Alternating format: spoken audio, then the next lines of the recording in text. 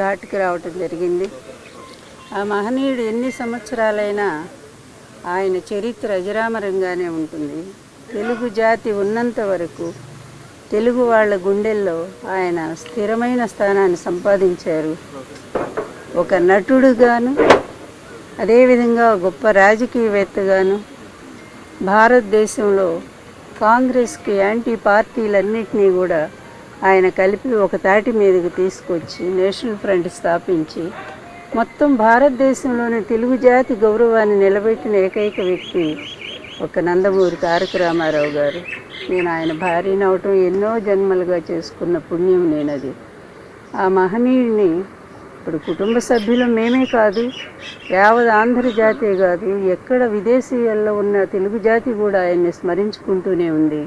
ఎన్నో చోట్ల మరి ఈ కార్యక్రమం నిర్వహిస్తూనే ఉన్నారు. ఎన్నో అన్నదానాలు జరుగుతున్నాయి, ఎన్నో రక్తదానాలు జరుగుతున్నాయి. ఇన్ని సంవత్సరాలు ఆయన చనిపోయి దాదాపు 28 సంవత్సరాలైంది. 96 ఆయన జనవరి 18వ తారీఖు మనల్ని అందరినీ వదిలిపెట్టి వెళ్ళారు.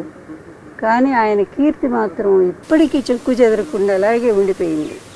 అది నిజమైన ఇది. అంటే మనిషి పుట్టుక ఎక్కడ ఉంటుందంటే మరణం తర్వాతే ఉంటుంది. మరణించినా బ్రతికుండే వాళ్ళు ఎవరో భగవద్గీత చెప్పినట్టు కూడా అటువంటి మహామనిషి జాతస్య ధ్రువోహి మృత్యు అన్నట్టు మరణం అనేది ప్రతి ఒక్కళ్ళకి అది సహజమైనటువంటిది. మరణించిన బ్రతికి ఉండటం అనేది ఒక ఎన్టీఆర్ గారికే సాధ్యపడింది అనుకోవాలా. ఆయన ఎప్పటికీ ఉంటారు. నేను ఒక్కటే కోరుకుంటున్నాను, ఆయన ఆశీస్సులు తెలుగు ప్రజలందరికీ అందాలి, ఎప్పటికీ అందాలి. ఆయన ఆత్మ తెలుగు ప్రజల చుట్టూనే తిరుగుతూనే ఉంటుంది. న్యాయం కోసం ఆయన పోరాటం సాగిస్తూనే ఉంటుంది. మంచి పరిపాలన కోసం ఆయన తప్పకుండా ఆయన ఆత్మ ఆశీస్సులు అందిస్తూనే ఉంటుంది. ఆంధ్రప్రదేశ్లో మంచి సుపరిపాలన మళ్ళీ కంటిన్యూ కాబోతూ ఉంది.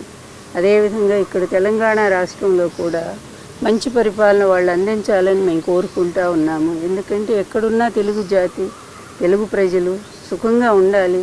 నాయకులైన వాళ్ళు స్వార్థానికి, అవినీతికి తల వంచితే ఏ విధమైనటువంటి శిక్షలు ఉంటాయో కూడా ప్రత్యక్షంగా చూస్తూ ఉన్నాము.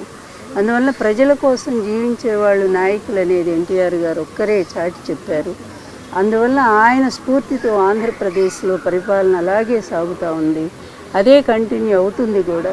అందువలన రేపు 4వ తారీఖు జరిగే ఎన్నిక తర్వాత ఆంధ్రప్రదేశ్ మళ్ళీ ఒక సుభిక్షమైన శాంతియుతమైన పరిపాలన అందుకుంటుందని, అందుకు ఎన్టీఆర్ గారి ఆశీస్సులు నిండుగా జగన్మోహన్ రెడ్డి గారికి అందాలని కోరుకుంటూ సెలవు.